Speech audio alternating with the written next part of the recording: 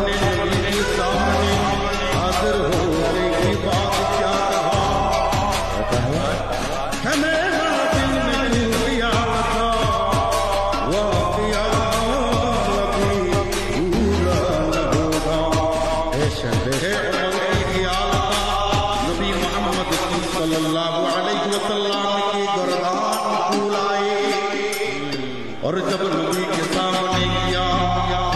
अपने दिल में